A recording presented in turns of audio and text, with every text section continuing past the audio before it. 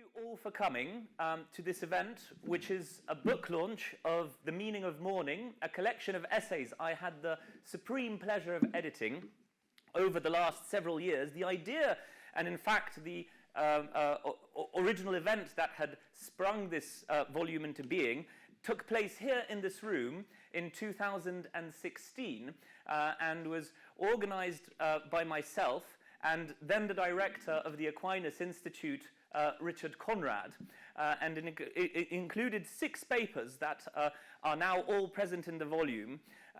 And now, almost 10 years later, the volume has grown to 15 papers, and I'm delighted to be doing this event, the launch event, again with the Aquinas Institute, although with a different directorship, with Oliver, Father Oliver being now in charge. So the idea to write this or to edit this book came after the event, when we were really overwhelmed with the positive feedback about bringing together perspectives not only from philosophy and psychology, but also from the arts, as well as from literature, in a very diverse way, on a topic that's of so great importance to all of us. And that's why we've decided to expand on this and invite more contributors representing more fields to talk about something that seems to be constitutive of how we come to understand the world that we live in. In fact, appreciating anything, thinking about the value of something, is to accept the possibility and the danger of losing it. There's no way to understand something as valuable without also being open to the threat and the potential hurt of being deprived of it. And this is something that is true not only in terms of interpersonal loss, losing friends and relatives, but it's also something that organizes our thinking about other values that we have, our intellectual and cultural heritage, the institutions that organize our social life, the framework of meaning that we attribute to many of the concepts and ideas that we usually refer to or use in order to think about the most basic things like ethics. And so I'm very, very happy to be able to have this evening of discussion of these themes with so many of the contributors to the volume. So I'll just introduce you to some of the authors who are featured here, and then we can talk a little bit about those themes. I'll start with the person who organized the original event with me, Father Richard Conrad, who's not sitting here in the panel on account of the glaring lights. But Father Richard Conrad, then the director of the Aquinas Institute, is the author of the fascinating paper about the Old and the New Liturgy for the Dead, and how the old liturgy makes space for not accepting loss as part of one's religious life, and being outraged at the fact that we don't understand or fully appreciate the place of loss or death in our lives. Then there's Antonio here, just to the right, who wrote the fantastic contribution on mourning and memory, which, on a closely connected theme, points out the need for ritual in order to come to terms and think about loss and the things that we're deprived of, and how that features in establishing communities and social life around the values that may come under threat when we see their fragility, when they're put under threat by the possibilities of losing them. Then there's Douglas Davies, who wrote the fantastic piece, one of most personal contributions to the volume, on losing one's academic mentors and mentees, on the sort of intellectual companionship which is threatened by the loss of someone who's been on the journey of discovering and thinking about ideas. with us, and how that changes or perhaps influences how we think about those ideas in turn, without the ability to have the opportunity to confront them and confront our thinking with how our mentors or our partners in considering them being present. Then John Cottingham, who wrote the paper on loss of things that is not so tangible, that we can obviously point to them and say, this is what I've lost, on the example, on the loss of opportunities that many of us, or perhaps all of us in some degree, have experienced during the COVID pandemic. The prolonged lockdowns, as John observes, were not only a temporary nuisance that we had to adjust to, but were something that deprived us of the possibilities to engage with others that in a way cannot be regained. The loss that we're all subjected to is in this sense permanent, and there is a sense of grief that many people are prompted to feel at this experience, and possibly also a form of mourning of that loss that is important to understanding what it is that we feel that we have lost and what role it plays in our lives. Leslie Chamberlain, finally, who has written the paper on the legacy of Sidgwick in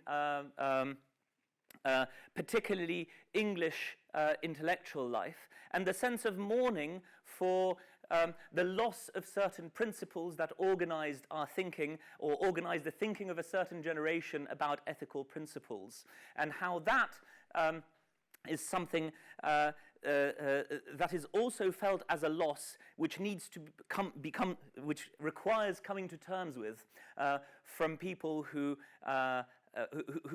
thinking about these issues is somehow organized by the ideas that seem no longer to be viable options or available. So I'd like to start, since we have these some of the greatest minds of our time available here with us.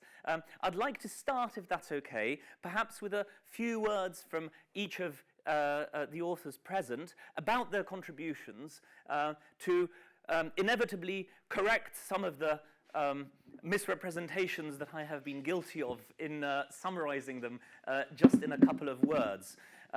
So perhaps if we do that in the reverse order, Leslie, would you be okay with starting to say a little bit about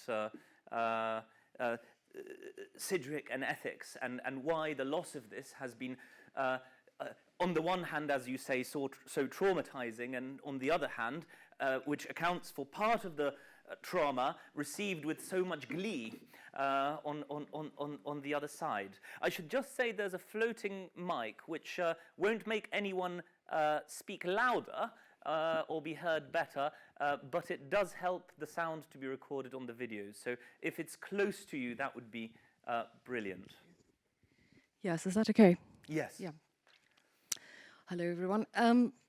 Yes, I suppose that I was interested in the topic of actually the death of God as the death of moral certainty, and how it occurred in the history of British philosophy. So not as flamboyantly as in German philosophy with Nietzsche, as you know, God is dead, we killed him, but in the confrontation of two philosophers from the 1960s who responded quite differently to a confession from the late Victorian moral philosopher Sidgwick, Henry Sidgwick, that he'd spent his life looking for reasons, a rational account of why people should be moral, and he found that there weren't those reasons.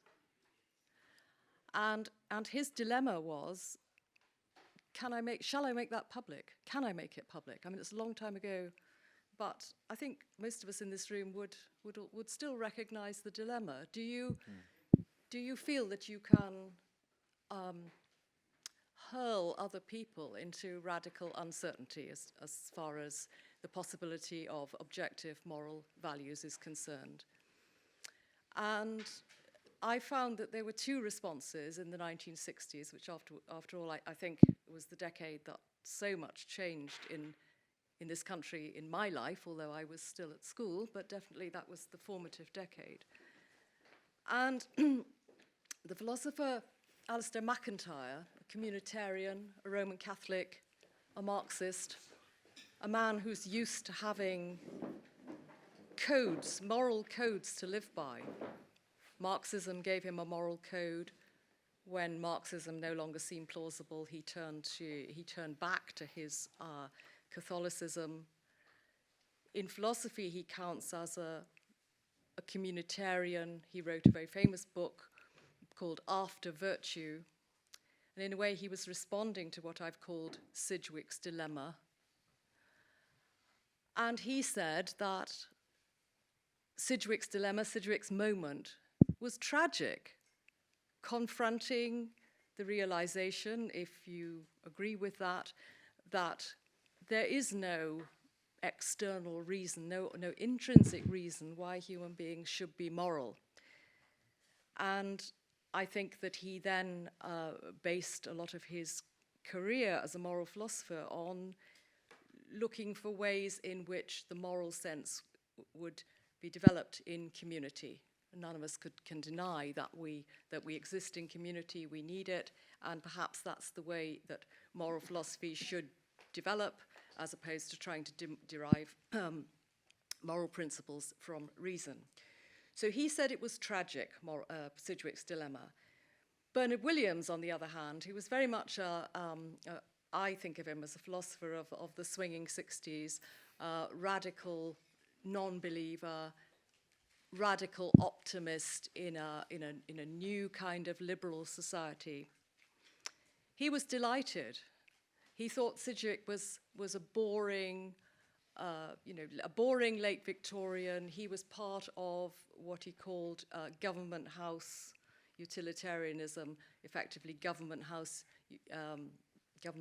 morality, by which he meant that the guiding moral principles of British society at that time were actually the principles of the ruling class, and it was a way of keeping people in their places, and the ruling class the establishment would tell people what was right and wrong, while quietly they did pretty much what they wanted to on their own.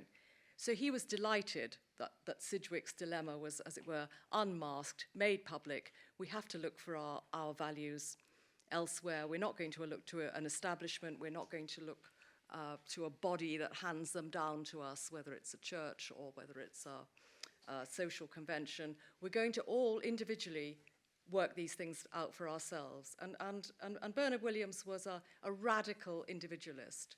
He was also a classicist, so he had, in a way, he suggested that by studying Greek tragedy, for instance, we might find out more about real moral dilemmas, and that might be a source of guidance for us. But he was very much a person who thought that all individuals have the capacity to work things out for themselves. And I think the opposing view, possibly, I'm not going to attribute this to MacIntyre, but I mean, it feels right, is that we can't do it on our own. We can't. And so as I'm primarily a writer, I write about philosophy, but this dilemma is one that I hold open. I'm always worrying about it. Where are those values going to come from? And can we really expect people individually to create them for themselves? So I'll stop there. That's roughly what my paper's about. If you'd like to know more, copies are available at the back. It's very short paper. Let's. I think I didn't say this before, but I think the best way to proceed would be to keep questions for the end once we have heard all the contributions. So let's move on to John Cottingham. If you could say a couple of words of introduction to your paper. I'm not sure this actually makes any difference. It only records to the. Oh, I see. Okay. Thank you, and thank you, Mikolaj, for a nice survey of the volume.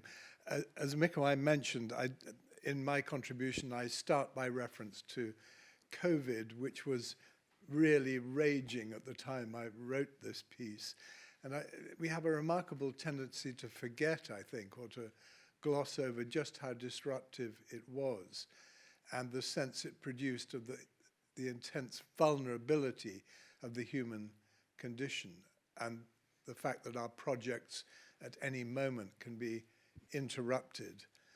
And in approaching this philosophically, this term humane philosophy, which is up there on the poster, connects in one way with a paper I wrote some years ago called What is Humane Philosophy and Why is it at Risk?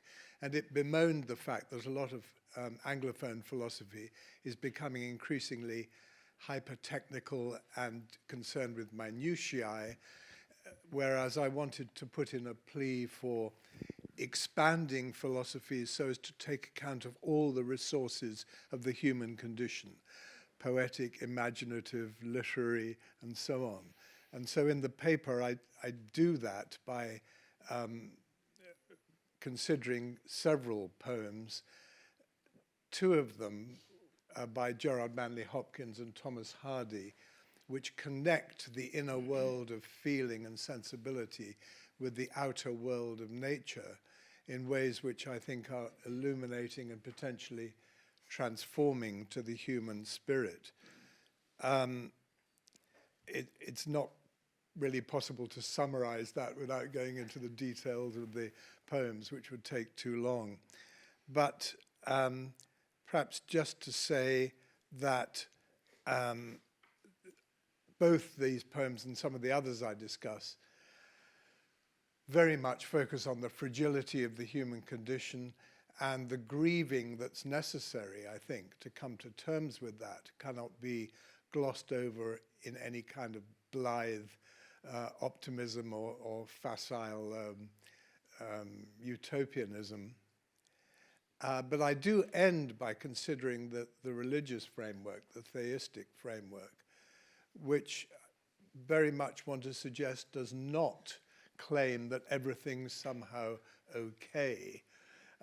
In other words, the authentic religious outlook, on my account, fully takes the measure of human fragility and suffering, but attempts to show that there is nonetheless reason for maintaining hope and a trust in the enduring power of goodness in the face of that, and thereby offers up the hope of a kind of transformation or healing for the human spirit. In many ways, an unfashionable position given the tenor of contemporary philosophy, but nonetheless, I think valuable for that. Oh, thank you. Douglas Davies. I often wonder who Douglas Davies is. He trained in anthropology and then moved to theology, and has spent the last half century or more wondering what the interactive zone between these aspects of human endeavor is. In terms of this particular venture, I was delighted to be invited to share in it, because for some years I'd been, you know how it is. You have ideas at the back of your mind. Some of them are moderately well-formed, some of them are chaotic. But opportunities emerge when you can bring some order to them, call them to the fore, and produce them. And it's some years now that I'd once written to the Times Higher Ed SUP to say, look, I want to talk about the death of one's pupils and the death of one's supervisors in this rather niche world of academic life, perhaps even academic calling. And it was moving ahead, but then it all fell apart because of COVID and all sorts of other things. But this was the opportunity to think about it again. And so I did. I was particularly obviously motivated by personal experience. I was thinking of two of my PhD students who had died young, while early in their careers. I was thinking of my supervisor. It wasn't so long I was at All Souls Chapel when Brian Wilson's funeral took place. He was my sociology of religion supervisor a long time ago. But thinking about them made me relocate issues of grief and mourning within this kind of context. I've spent a great deal of the last 30-odd years in what are often called death studies. Very few academics share in the world of death studies, so I encourage as many of you as possible to write articles for the journal called Mortality. We need you. Grief went wild, mourning has gone wild, in terms of people classifying, subclassifying types of this, that, and the other. All young academics need to have a phrase of their own. And in a youngish subject like death studies, they proliferate. Well, I'm a bit long in the tooth by now for that. But here was an issue. What is there about the loss of those with whom, as Mikolaj suggested earlier, those with whom one has spent hours, days, months, years, talking about things, stuff, academic stuff. Because there is this very weird process, and it's rather similar to religious worlds and religious vocations and religious mutualities. There is the sense that you pick up an idea and you start to discuss it. And the student perhaps gets an idea and starts to think about it. And all of a sudden, and I remember, well, one of my research students, was Korean, South Korean. We were sitting there one day, and he simply said to me, oh yeah, and in Korea, people copy out copies of the Bible, you know, all the time. I said, I don't know. And this then led to a very interesting discussion of the role of old people in South Korea who might be devalued because they were ancient, not least by their younger generations who were into high tech all the time.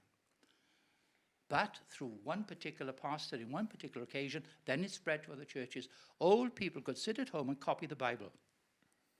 In a culture where Confucianism and the art of things was embedded. And not only that, but gained this sense of personal value for copying the Word of God. One copy which they could give to their church, another copy to their number one son, etc. Well, from that moment on, his thesis changed, didn't it? From a pure aside to mutual thought that took us into different directions. So the thought of those people with whom one had spent many an interpersonal, intrapersonal time was weighing on my being. So this was a great opportunity, and thank you for it, for getting that out. At the same time, over the last few years, I have become radically unhappy with the concept of the radical individual. I don't believe in the individual anymore. I've become converted to a stray concept, which one anthropologist picked up, of dividual, complex personhood. How each of us has others living in us, composing us, comprising us. And what that means for grief, what that means for loss, that one loses part of oneself when one's student dies, or in a sense when one's supervisor dies. It's a niche world. But I thought the niche world worthy of exploration for this very reason.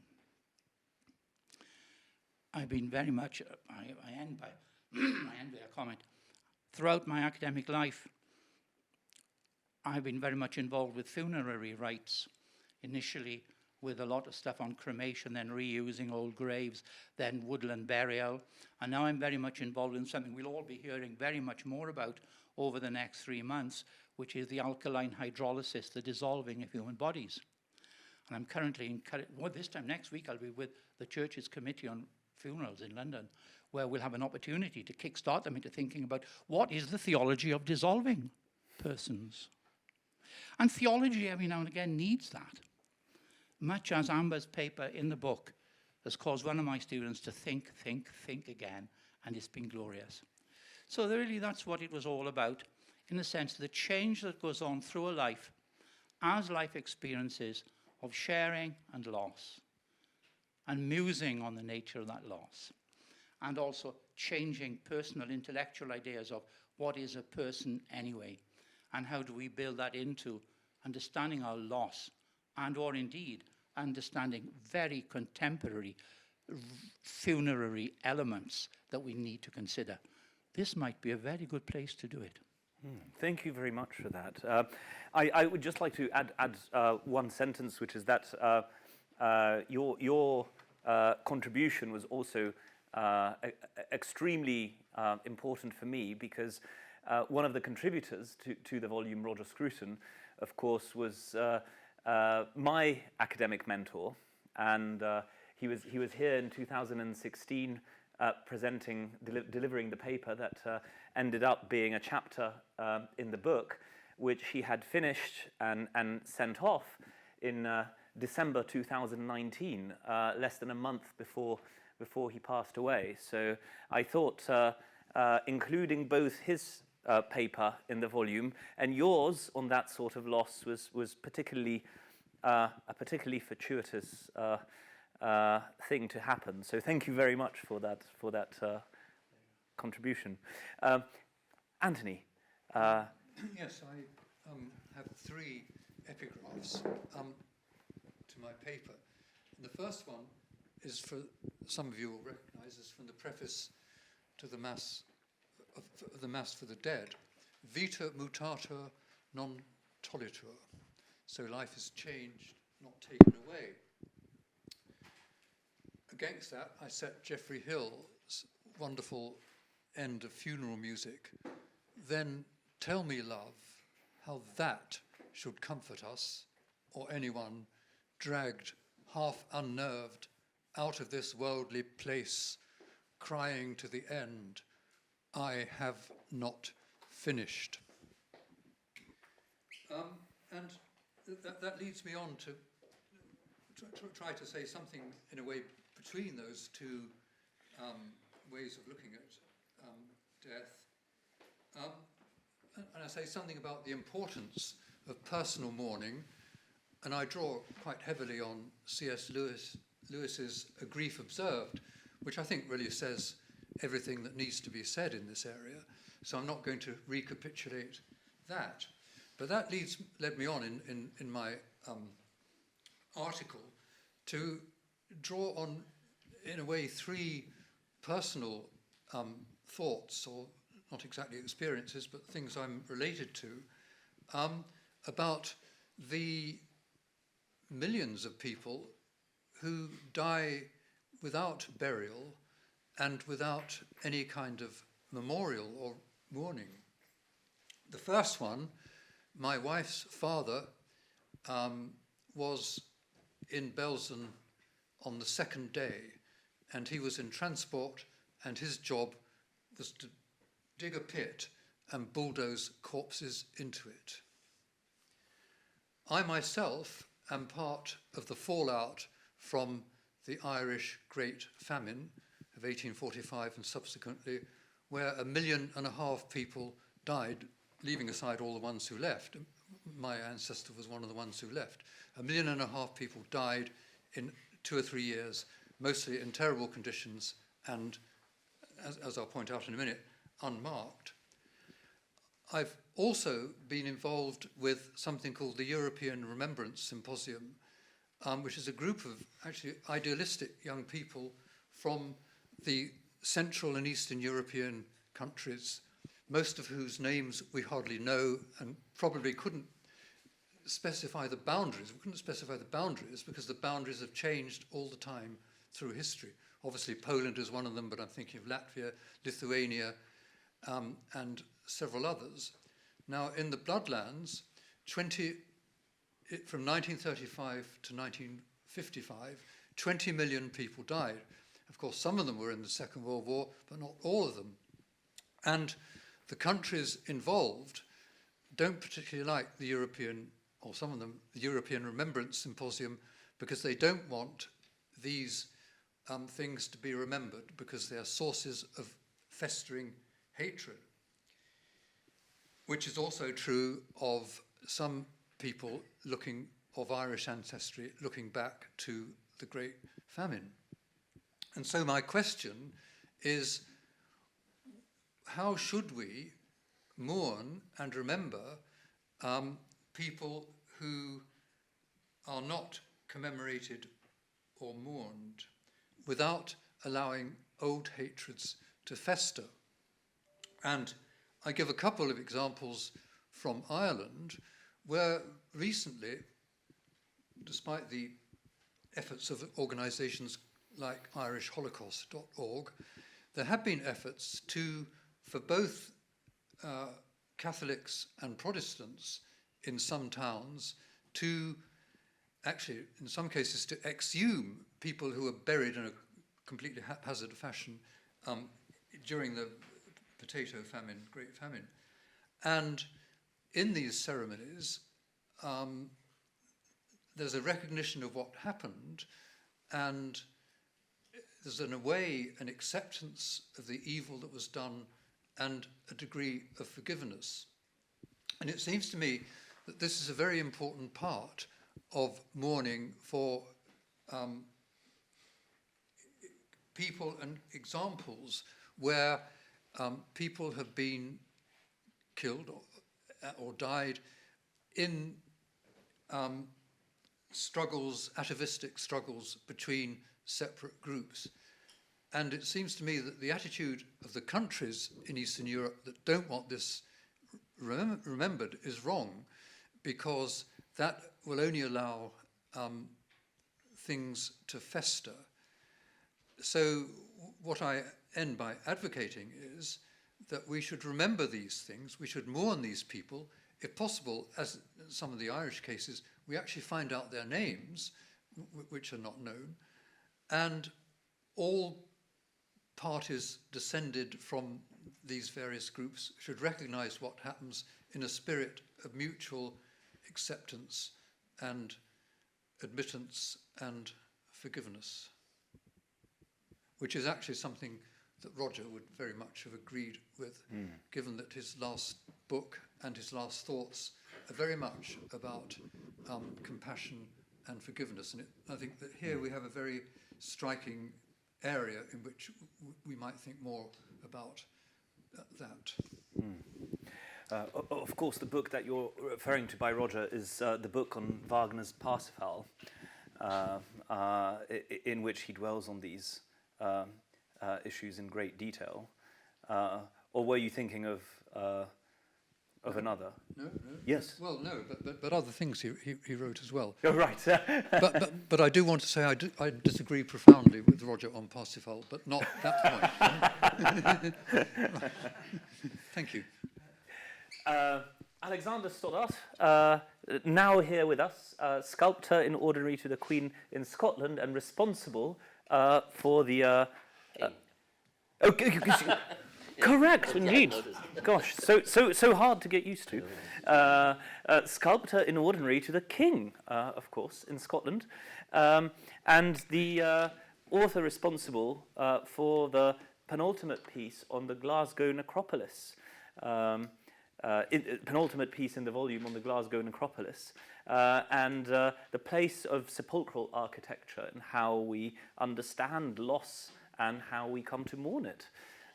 So how would you... There's, of course, a Hegelian paradox about introducing one's paper, which is that you only fully appreciate the short summary if you've read the whole piece. But as with Hegel's introduction to his phenomenology of spirit or Geist, we are forced to do it in practice the other way around anyway. So hopefully people will come back to the recorded video and listen to your introduction again after they've read your piece and everyone else's. So what would you say about the Glasgow? Thank you, Mikolaj. Necropolis? It's not really a piece, it's just a story. Because I'm not an academic, I'm a jobbing sculptor. I make big, gruesome statues of dead white men and basically, put up in the middle of the streets of cities, particularly Edinburgh, as it turns out, and America these days. But it all started, really, for me, in the Glasgow necropolis, which is the greatest city of the dead in these islands. I mean, Kensal Green is really just playing at it. Glasgow has a sense of the Rus in Urbe, as I mentioned in the book, the idea that there is a countryside within the heart of the city. And following the great hygienic cemeteries movement of the early part of the 1800s, Glasgow did it in real style. It had elevation up behind the Cathedral of Glasgow and a terrific antiquity to associate with the burying of the dead now, with the burying of the saint back in 600 AD or something like that. So we have this terrific leaping over the division, the time, the chronological division that death itself, of course, leaps over, where the condition of being dead is to leave the phenomenal zone and enter into whatever the noumenon is. And in the noumenon, there is neither time nor space. There can't be. Consequently, in the noumenon, and this is Schopenhauer's great correction of Immanuel Kant, you can't say there are things in themselves. You can only say there is thing in itself because in the noumenon there is no plural. The principium individuationis does away with time and space. And thus, this is why we say to children when they ask if Granddaddy we'll see Granddaddy again when we die in heaven. And we say to them, well, dear, you won't really see him, but you'll be at one with him. And this is a folk tradition picking up a metaphysical truth. Glasgow necropolis was a course of resort for me because I was at Glasgow School of Art in 1976 when it was just about to enter into serious dementia as an institution where you go to have the native talent thrashed out of you. So I was lucky to have been taught by an old painter, a man called Danny Ferguson, how to paint a portrait with one colour and black and white. That was marvellous, really worthwhile. The rest of the place was just going crazy in the punk world. So I naturally fled up to the necropolis of Glasgow to try to get a bit of learning.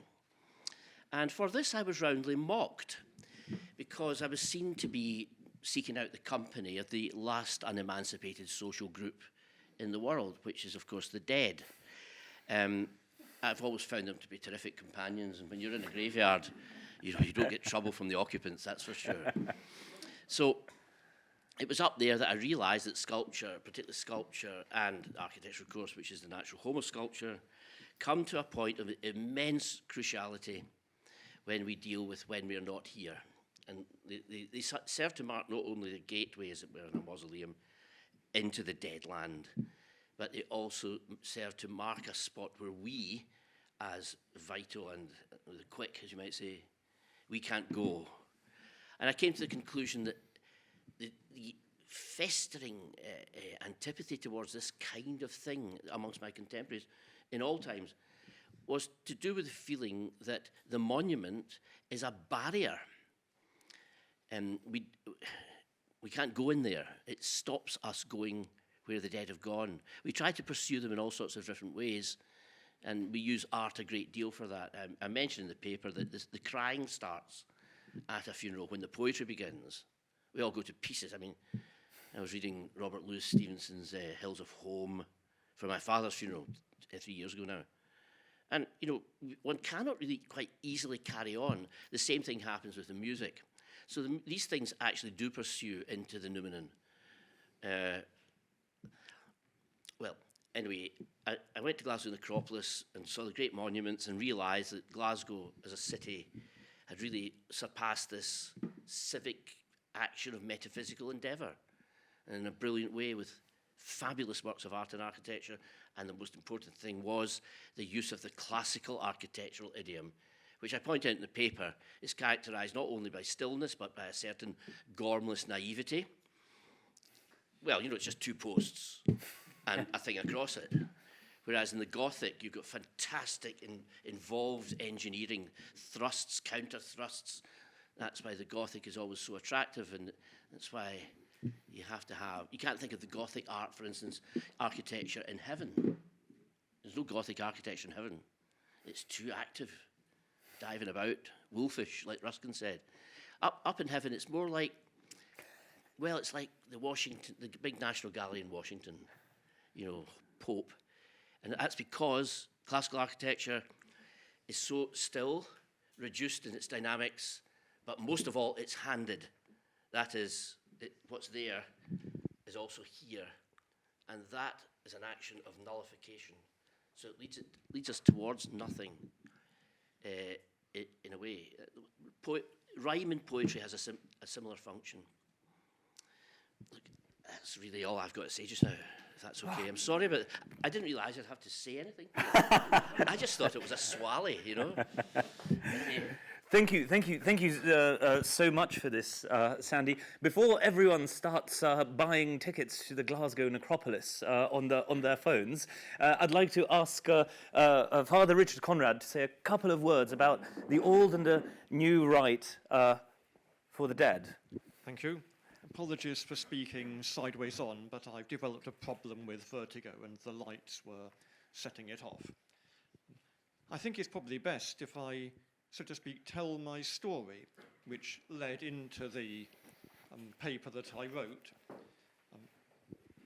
When I was still at school, I began saying some of the old Divine Office from a 1940s breviary, and in 1974, as a student, bought the new Latin Divine Office and was, on the whole, very delighted with it. It was much more manageable for people, busy secular priests and so on.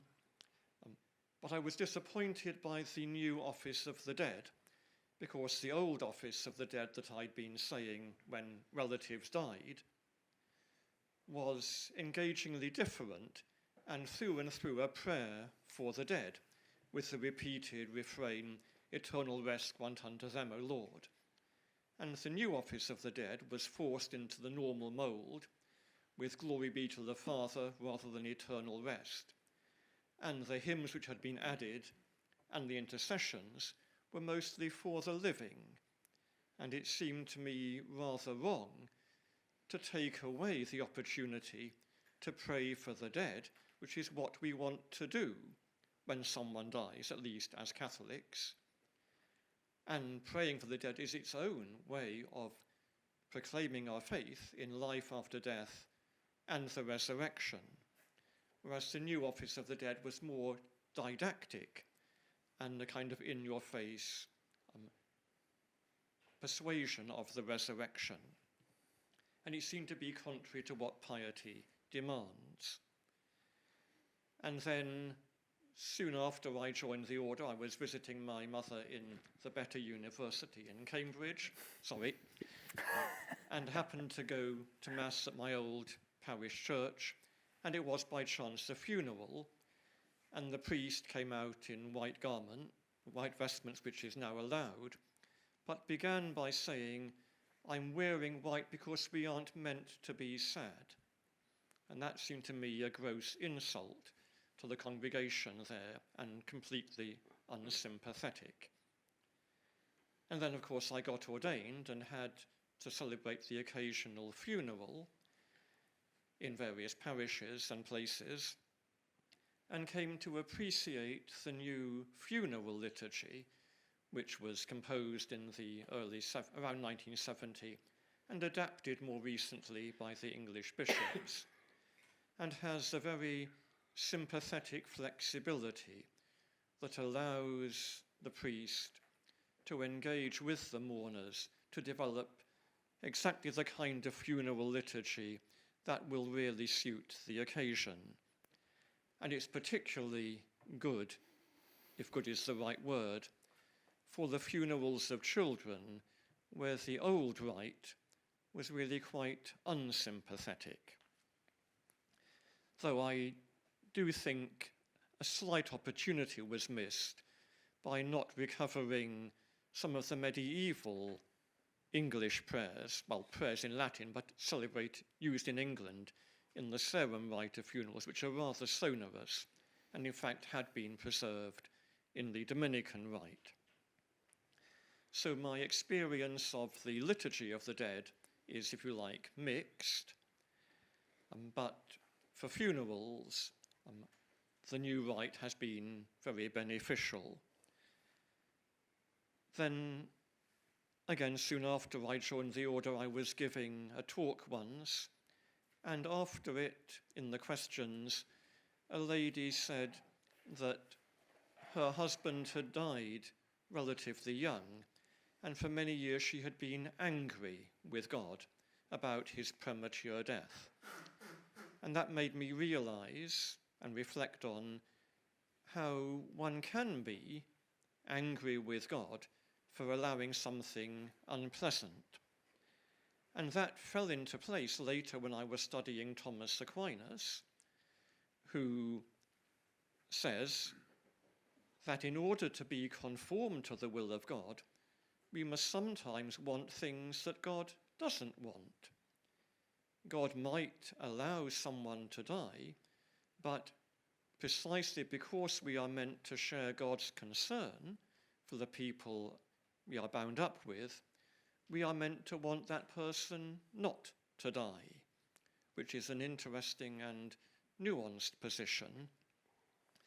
But that lady's anger also tied in with what had originally puzzled me, which is the text from the book of Job in the old Matins of the Dead, which complain to God about him allowing suffering and death. And I realized that scripture and liturgy, or the old liturgy, not the new, but the old liturgy, give us inspired words in which to express grief and anger and distress, which is legitimate. And I was confirmed in that by a paper that Eamon Duffy wrote in Priests and People in 1991, when I was actually in Cambridge, and he was coming to Mass at Blackfriars. And he wrote an apology for fear, grief, and anger, how the new liturgy of the dead doesn't give expression to those emotions which need to be recognized. But the old Office of the Dead, especially in Matins, which wasn't often celebrated publicly, did give a voice to those feelings.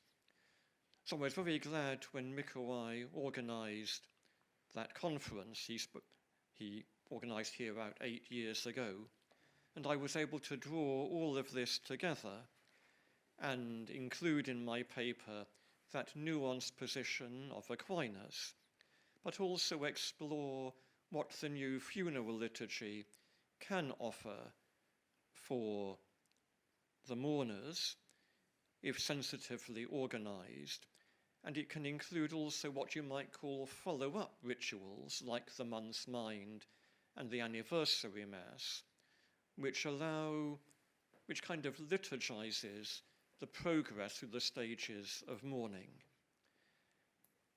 And I brought all that together in my paper, while mentioning towards the end also the need to be aware of those angry texts in the old liturgy of the dead, which validate and should prompt pastors to recognize as valid the feelings of anger, grief, and questioning of God, which are in fact provoked by bereavement. Thank you. Outstanding. So I also have a chapter in the book, apart from the introduction, but I won't spend too much time on this because given the wonderful opportunity we all, including me, have of talking and picking the minds of the other contributors, I'll just limit myself to explaining the title a little bit, which is Mourning and the Second Person Perspective. I, too, like Douglas, I'm interested in how our lives are connected to the lives of others, and perhaps in a way that changes who we are more deeply than just having some sort of extrinsic or external relationship to another subject. Douglas refers to the idea of individuality rather than individuality. I talk about the second person perspective, a concept or idea I owe my introduction to Andrew Pinsent, the research director at the Ian Ramsey Centre. And my thought is that not everything is lost when we come to mourn something that has departed from our life, and indeed it might be an opportunity for a positive, for cultivating a positive side to this, and that is coming to recognize the presence of the persons or values that we have lost as something that is part of us too. When we interact with others and live with others, or if we see a certain value being something that organizes or means a lot to our life, we tend to see it as something that is external to our life. But when we lose that value or that person, we might realize that through the contact that we've had, or through the place that the certain value has had in our lives, it's become part of us. And this is something that I think can be, in a way, reclaimed through the process of mourning and the process of seeing that we have become permanently changed by our relationships with others and retain a connection to them, even when they're gone. For more, please see one of the copies at the back, which you can acquire for a mere £50 fee. So, without further ado, I'd like to invite questions, not only on the topics that we have discussed, but more broadly on the theme of death, loss, and mourning, both its positive and negative aspects.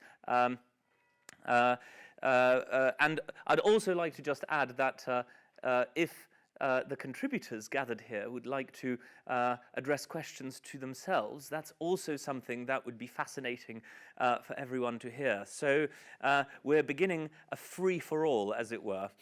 As you saw, Ralph got up. As with the short introductions to the chapters, it would be excellent if you could wait for the microphone to reach you when you have something to contribute to this discussion. It won't, again, make you any louder, but it will mean that we can capture it better on video. So the first question or comment goes to Andrew Pinsent. Thank you to all of you for some magnificent contributions. Really excited me in seeing the book itself. I've got a question or comment first, Alexander, to yourself, Alexander Starge. Sandy, because there's a wonderful bit of Gothic in the Van Eyck Mystic Lamb, so I don't want to entirely exclude Gothic from the Kingdom of Heaven. But I wonder whether you have any sense of mourning for the memory of David Hume, as you've sculpted a statue of him in Edinburgh, I believe. But he's now slightly regarded as a persona non grata, I think. I get the impression that his reputation in Scotland has rather declined. Well, it's because of a footnote. A footnote? Somebody with a metal detector. There's no deep issue here. Okay. It's really very slight. You know, they take a metal detector these days, and it's called Google, and they say David Hume on race. They don't read Hume. So they are unto philosophers as metal detectorists are unto archaeologists. So it means it was great luck, and they punch the air, and there are many hallelujahs when it's discovered that David Hume has said something off colour.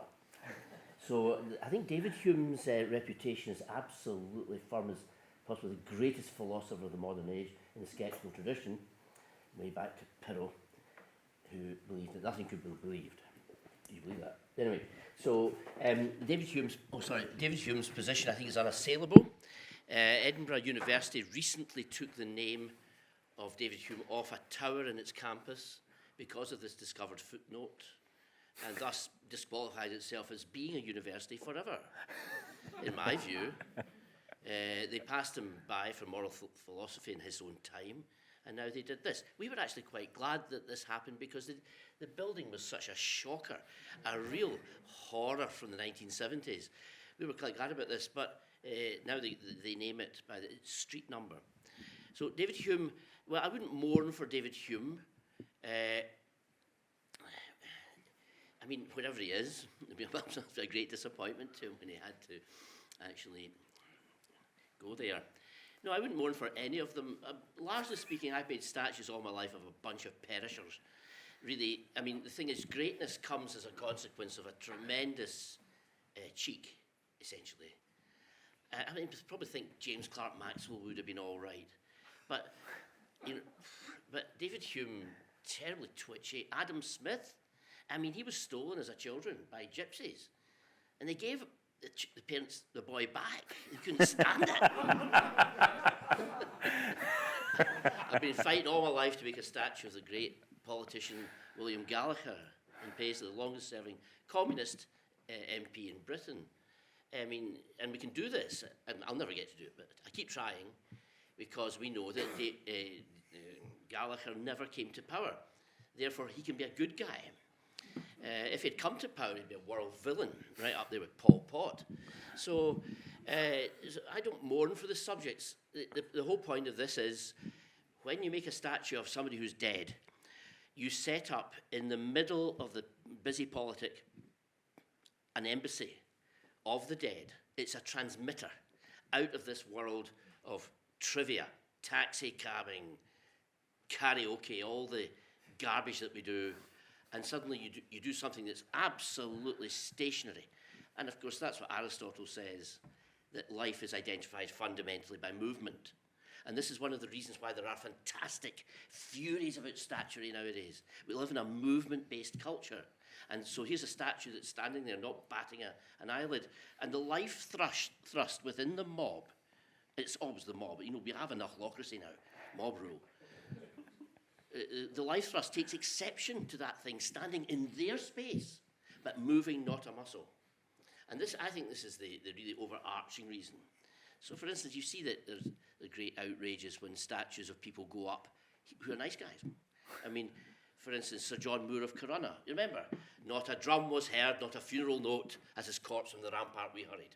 The hero of Corunna, you know, Glaswegian man.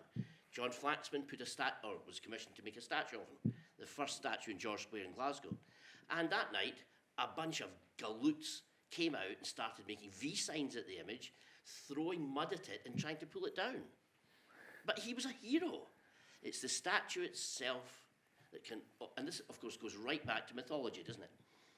Hebrew mythology in this case, where Moses goes mad when he sees the statue that's been made of the calf.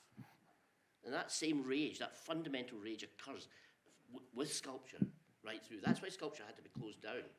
You can go to art school nowadays, and you can go to printmaking department, you can make a print. You go to painting department, there's still a wee smell of turpentine. You can go to the pottery or jewellery or ceramics or whatever, and embroidery. You can still go to sculpture. And what you're going to do is ingest, bit by bit, one entire shopping trolley. And if you try to make a bust, you'll be expelled from the school. So that's me. Brilliant. Thank you very much for that. There's a question there right at the... Yes, my question's directed to John Cottenholm.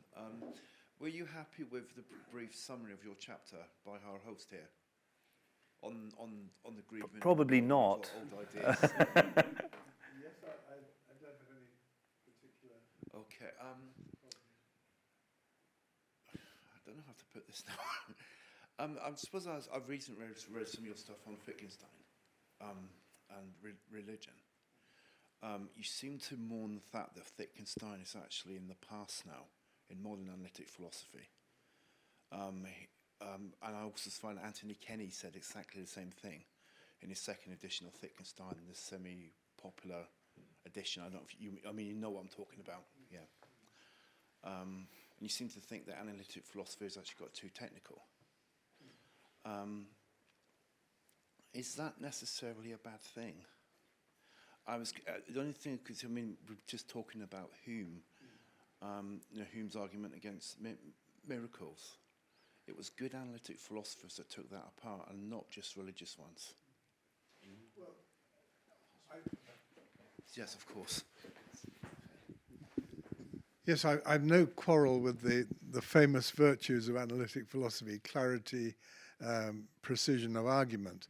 But the lesson I think Wittgenstein bequeathed, or one of the most important lessons, was that we can't hope to understand the concepts and propositions we use if we isolate them from the form of life within which they have meaning and they come alive. So, for example, I mean, musicological theorizing is all very well and good. Wouldn't attack it. But if you confine yourself to the theory of music without ever engaging in the activity of music making or even listening to music, which explains its meaning in the lives of human beings, then you're doing something very abstract, which is too separated from the phenomena which you're supposed to be studying. And I think the same is true of philosophy, particularly philosophy of religion. A lot of philosophy of religion is of a very abstract nature, arguments for or against the existence of God, which no doubt have value and importance. But there's very little about what gives religion its life. That's to say, the spiritual practices which people engage in when they're committed to a religion. So there's we need to I think we need to abandon, or at least the whole story is not this epistemology of detachment, the aloof scrutiny. We need to supplement it, if you like. I'm not saying that exclusive alternatives. We need an epistemology of involvement and engagement with the phenomena we're studying. I think it is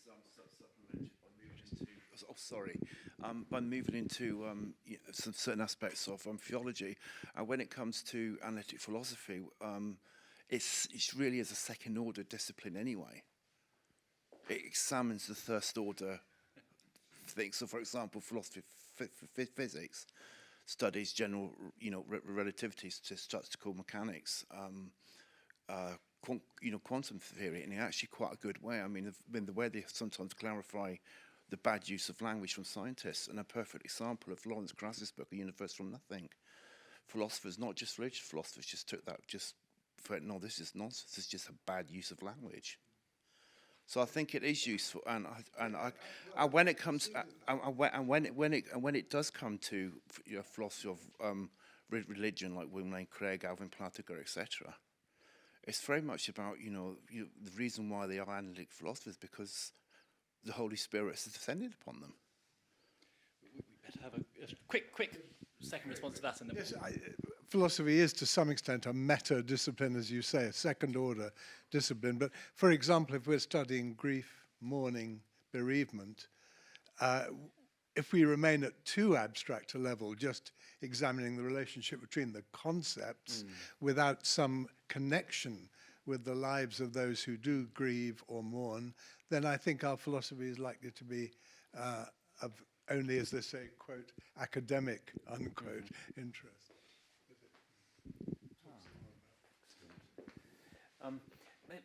May I quickly interject with a question for Richard Conrad? I'm wired up. I wanted to ask this at an earlier stage, really, or tease it out a bit more. In your paper, you have this really interesting line about God being happy or being content with us acting in a way that is not entirely correct from his point of view. So for example, in the context of grief, even though there is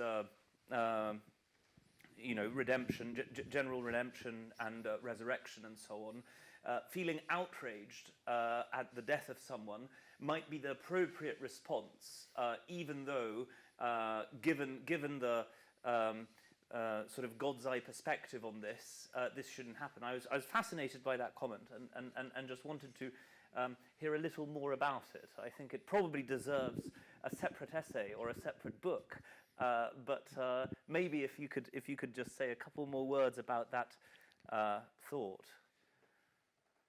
I think perhaps it would be helpful first to look at Aquinas' analogy for what he's saying. The analogy that he offers is that some criminal is sentenced by a judge to life imprisonment or execution for the sake of the common good, and the criminal's wife doesn't want him to be imprisoned or executed, and both decisions or attitudes are legitimate. The judge is quite right to want the criminal punished or incarcerated, and the wife is quite right to want her husband to survive or be free. And there's only a clash of will if she actually springs him from prison or somehow rescues him from being executed. And so God wants us to have all the natural affections and loyalties that we should have as human beings whose lives are bound up with each other. And if, transferring the analogy to the present context, if the husband suffers and dies prematurely, then the wife and the widow is quite right to be cross about his suffering and to want to alleviate it and to mourn his death, even though God, often for mysterious reasons that Eleanor Stump begins to explore in her paper, but God has allowed this person to suffer and die. So because of the demands of charity, which God wants, the wife wants something which God doesn't want. She wants the life and health of her husband. And there is no clash of wills unless the wife then blasphemes God or gives up her faith. And that's, of course, there in the book of Job, where Job complains and questions and argues with God, but resists what his wife suggests, which is to curse God and die. So he retains his faith, but he expresses legitimately a lot of anger and bewilderment. And we're entitled to do that. So I don't think Christianity is inviting us to be inhumane. And when someone is bereaved or someone dies, we don't want platitudes like, oh, it was a blessed relief, or he will rise again. We want empathy with those who are bereaved and anguished, and help through the grieving process. And of course, hope for the resurrection can, and the liturgy of the dead can, help people through the grieving process, but you can't bypass it in an inhumane and glib way. And I think the other point that should be made, though it's not in my paper, is in relation to what you said in your question, does God want us to behave in a way which isn't God's way, or something like that? And in fact, to mourn the dead is God's way, because God became incarnate in Jesus Christ, and no doubt Jesus mourns the death of Saint Joseph while he's a teenager perhaps, and he shares the grief of Mary, his mother, and knows the anguish of his mother when he is dying. So in fact, God does share our grief. And to share Jesus' compassion and empathy is a divine thing to do. And turning it the other way round, we have a devotion to the sorrows of Our Lady, and for the Feast of Our Lady of Sorrows, there's a sermon, I think, by St. Bernard in the Office of Readings, where he asks rhetorically, did Mary not realize that her son would rise again? Of course she did. So did she grieve? Of course she did. She felt in her heart the suffering and death of her son. So with all that kind of nuance, then I think it is God's will that we should grieve humanely and even, like Job, ponder and question and even wrestle with God in prayer. Thank you very much for that. I was myself just a tiny little follow-up before we move on to Gary, but I was interested for a period, and hence my question. Still am interested in the question of the place of the idea of tragedy in the Christian worldview, whether tragedy is possible in Christianity, given general redemption and all that, whether or not there can be these conflicts which we see as insoluble at least now, and I think that gives a very good answer to that sort of worry. So yeah, thank you very much. So Gary. Yes, thank you. I don't know if anyone else would have seen this, but in the Sunday Times magazine only this week, there was a very interesting and sensitive interview of Rowan Williams interviewing Nick Cave, the Australian singer-songwriter, who's really quite a notorious character, I think. Not someone you might have expected to find in the company of our good Archbishop Rowan Williams. But the point was that Nick Cave had, in his life, obviously he's had considerable success as a musician, but he's also suffered a number of appalling tragedies, and in particular his son Arthur, at the age of 15, fell over a cliff near Brighton and was killed. So you can imagine that to lose a son of that age is a tragedy which hopefully none of us have had to experience. But there were really two aspects of this arising from the reading of the interview.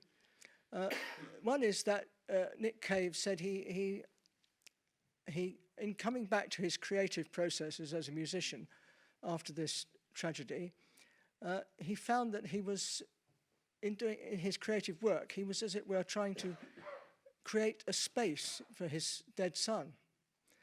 And I thought that really reflected very much on the individuality which we heard about earlier, that, you know, we're not separate beings. We have a part of our parents, our wives, our husbands, our sons, our daughters, our closest friends. They are part of us as well. So that came out, I thought. The other point was that Nick Cave said he following the tragedy, he found himself somehow being more comfortable when he went into a church. And he had, I think, had a background of being a cathedral scholar, a cathedral choir boy when he was young. So he had a connection, an early connection with the church, and then, of course, he became a rather wild rock and roller. But he said that the aspect of faith came in again. And somehow he started to be comfortable with ideas like faith and repentance and forgiveness. And so, expanding on that, the question I would like to put to the panel is there a great difference, do you think, for somebody who suffers the appalling kind of bereavement that Nick Cave suffered, somebody who has faith, and so, because many of us don't really have faith. I don't think I could say I have a particular religious faith. So it appears that it might be rather easier for somebody who has faith to get through the period of bereavement. But what about those of us in our modern Western culture who don't have faith, How do we get through the bereavement? Gosh, that's a Who's the very, Nick very Cave interesting expert? question. Perhaps Douglas might have something to say on this. Thanks for that. I was aware of that particular interview. A colleague at University of Bath, Christine Valentine, who was a social scientist really, did a great deal of work with bereaved people, both in the UK and in Japan. And in one of her narrative pieces relating to interviews, she says something quite insightful, that as they talked, and I've done many interviews myself, and I know what it's like. Interviews start with a kind of, I am here and you are there, and let's talk about this. And as you go on, that is transformed. And now the person is speaking honestly, not strategically, and you're engaged in a different kind of way. The point that Christine makes is this, that as she talked with some of these bereaved persons, the dead person came to be with them. Now, she's not talking about spiritualism or the visit of a soul. Not really. Even though it might feel like that. She is talking about the way in which when two people get together, space is made for the absent one. Where two or three are gathered together in my name, there I am in the midst of them. Now, how you would exegete that text in relation to this very human phenomenon is another case. But I think that it's a kind of a key to our ordinary human relations with each other when someone dies, and most certainly in pastoral relationships, when time is given and words are few, making space, as it were, for that absent one, or as I would look at it individually, for that one who is present in you to become manifest. And that's a different, it's just changing the kaleidoscope a bit from individual absent other or dead other to individual and the presence of that person in us. So that's the way I would come at that kind of issue. As to your other point, well, I'm not going to answer that one. Because I do lots of groups with clergy, I've done for years. We go on to death.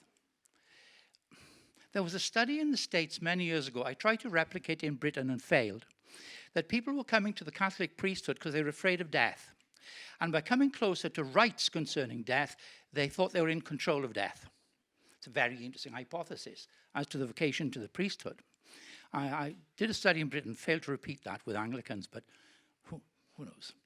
But this is an interesting issue of what precisely it is that's in your heart, in my heart, in the situation of bereavement in relation to those depths of fear as well as of love. Because it seems to me that whatever else is going on in bereavement, and a lot is, those profound emotional roots of love and fear are tied up in the thing. And the ability to separate those and do anything with them, well, that lies beyond me. But we wish it to those who have this task, as I do myself occasionally. But then you're flying by the seat of your pants.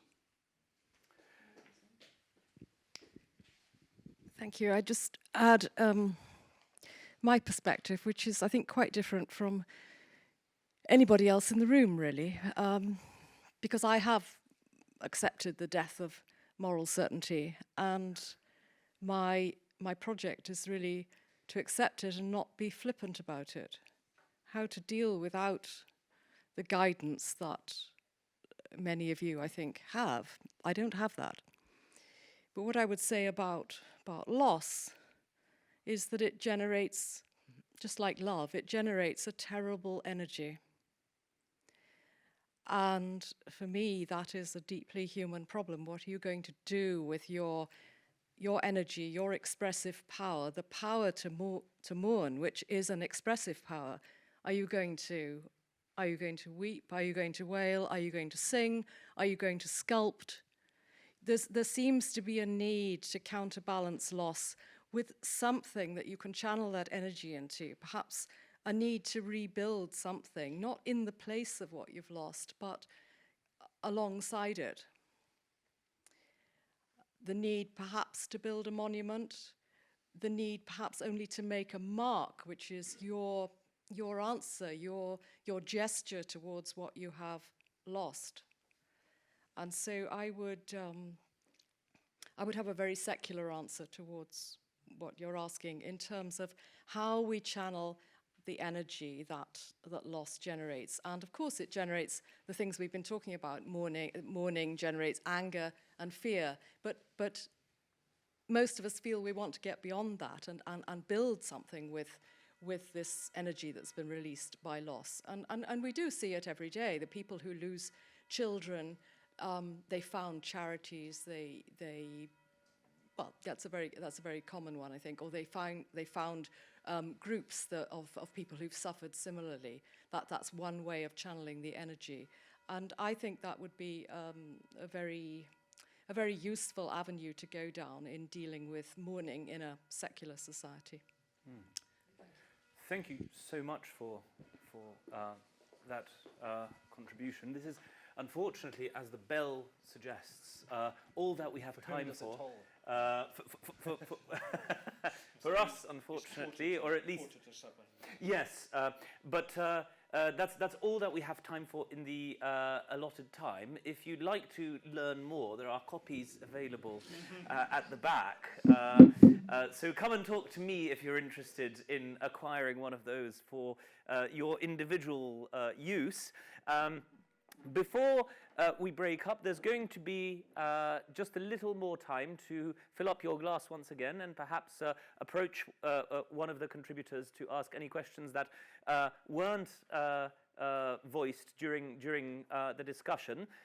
But for the moment, I'd like to first thank again the sponsors and institutions who made this event possible. First and foremost, the Aquinas Institute at Blackfriars Hall, who was also responsible for starting this whole project with the original event in 2016. Blackfriars Hall itself, where we are now, our hosts today, but also the Ian Ramsey Centre for Science and Religion at the Theology Faculty at the University of Oxford, my own alma mater for contributing financially, and that is the Faculty of Philosophy at the University of Warsaw, and a little bit cheekily, because that's my own society, the Humane Philosophy Society, for also putting in some resources in order to make this possible. But most importantly, please join me in thanking again all the contributors who have been able to make it here today. Richard Conrad, Leslie Chamberlain, John Cottingham, Douglas Davies, Anthony O'Hare, and Alexander Stoddart.